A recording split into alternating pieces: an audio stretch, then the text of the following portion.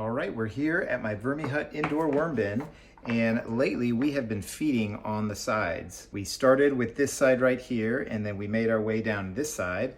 And over here on this side, we put a lemon in about 15 days ago. So we want to check on that and see how that's doing. And then over here, we put in a bunch of garden scraps and some banana peels, but we also put in a piece of Kombucha SCOBY. So we want to check on that and see if the worms have attacked that. And I don't know how well you can see it, but the topography of the bin is going down towards this corner, and this is a lot lower than this. So let's go ahead and dive in. And I think we'll start with this section over here and look for that lemon. So right away, I'm seeing lots of worms right on the surface. This bin is doing real well as far as population goes.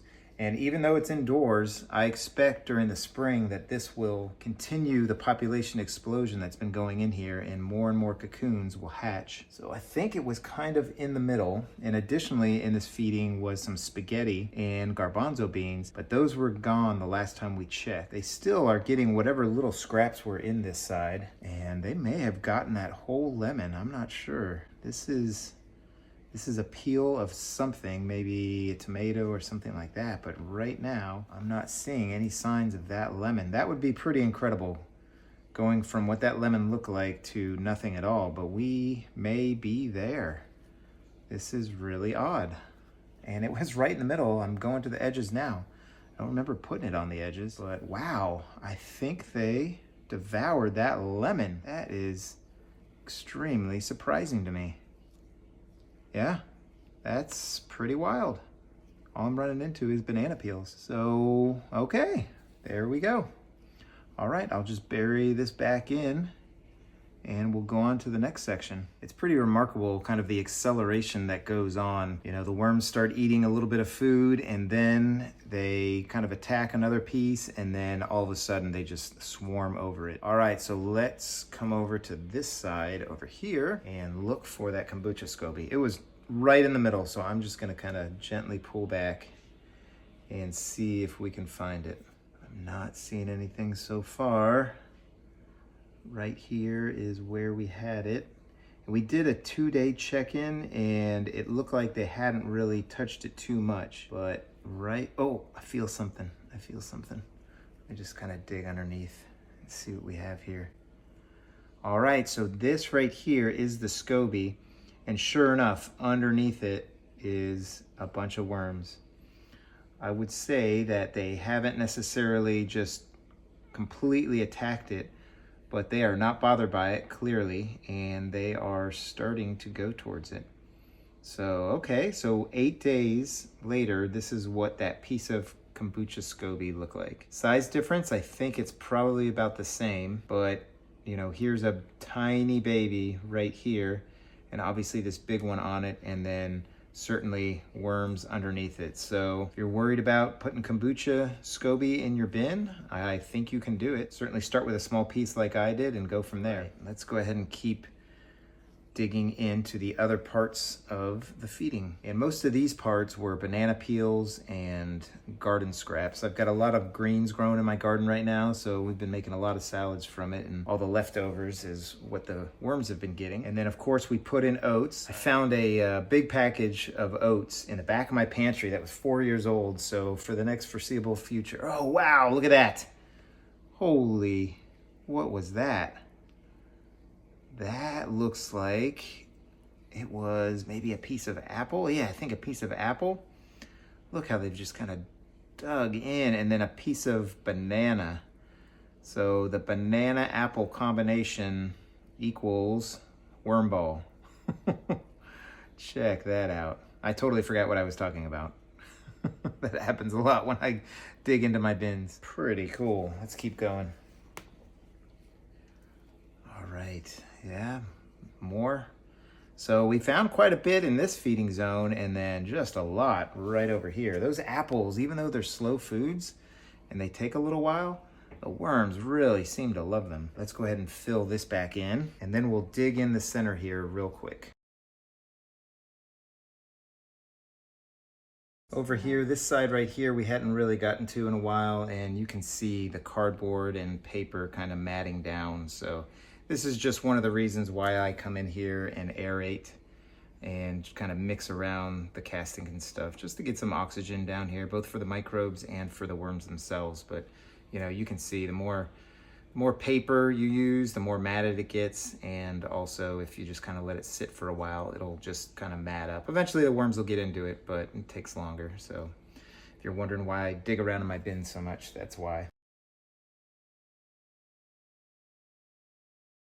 All right, so one of the things that we've done by aerating the bin out is we have increased the volume of this tray here. It was about 1.5 knuckles deep all around, and now it's pretty much close to the side everywhere. So it kind of gets compacted throughout the week as they're feeding on the food and that kind of thing. So just a consideration for what we're gonna do next with this. Right now there are 3 trays on top of it, and I need to put another inoculating tray underneath, and the one underneath it needs to be harvested, and I need to get my cocoon nursery emptied of some of its babies so we've got room for the next harvesting. And maybe I can even start a different cocoon nursery if the executive producer will let me. She's smiling up there. So let's go ahead and start our feeding. All right, we're not gonna put a whole lot of bedding in here because I have plenty of bedding in here already, and the space requirements are a little tight right now. Here's a piece of SCOBY that I had let dried out, and then I kind of rehydrated for about 20 minutes or so. This might eventually go in the bin, but it's not gonna go in now because that piece that we have floating around right here isn't as far along as I wanted it to be. So we'll wait on this. But here is our main feeding. This is a banana kind of cut in half, but then I splayed it open, and you can even see where we're starting to go bad and had some mold on it. So we're gonna put this in here. Easier said than done. We've got a lot of strawberries. I've got another strawberry peel. I've got some stuff that the VermiHut directions say to limit, like tomatoes. So we'll put those in there just to see how they do. And then we'll put in a mix of slow foods, like a piece of celery that, you know, they eat pretty good, but then the strings of the celery kind of stay around for a while. And then an apple, which is always good fun when it comes to worm balls, that kind of thing. And then strawberries, which they absolutely go for like crazy. I mean, they just love strawberries. So this is a very fast food for them. In fact, if you are just starting out a bin, I would highly suggest starting your first foods, like maybe a couple strawberry tops, and then see how the worms do with the strawberry tops to know when to add more food. But strawberries are a fantastic fast food. In fact, they're combined with a little bit slower food, which is the top green part itself. It takes them a little bit longer to eat that. So strawberries, just a great food to get started in a worm bin. And then I think this is just a pepper top. So that will be their feeding for this side, and we'll see how they congregate around all the sides, and then next time it'll be a feeding over here. So as you know, if you've been watching my videos, we've just got tons of oats, so I'm gonna put a little bit on here, and then if I remember, after the whole feeding is done and it's put back, I'm gonna put oats all along the top. We've got some coffee that we're gonna add. I always add coffee. It's just another food source for them. And because it's ground up, it's very granulated and they can get to it really quickly. It also absorbs water pretty well. And then for grit, I use pulverized eggshells. They do well in my garden too, so I don't mind, you know, kind of overdoing it here. It's not gonna hurt the worms if you have too many eggshells. So let's go ahead and bury this up. And if you like the different experiments you see me do in this bin, I've got 2 other bins where I do other kinds of experiments. So go ahead and check those out in the different playlists I have for them. And go ahead and like this video if you enjoyed this one. And consider subscribing and hitting that bell icon where you'll be notified anytime I come up with a new video. So let's go ahead and kind of smooth this out so the lid goes on easily. And I forgot the piece of SCOBY. So it was on this side, so I'm gonna keep it on that side just so I remember. We'll put it down right there in the middle. There we go. Hopefully the worms will take to it again. So let's go ahead and put those oats on it. And I've learned that putting the oats in a very thin layer is best, otherwise they clump up. And you'll probably see me doing this more often because that container that I have is maybe 1/8 of the way from being totally full. So I just have tons of oats. And then finally, we'll add our little piece of newspaper over the top. So I hope everybody is having a great day, and happy vermicomposting, everybody. Take care now.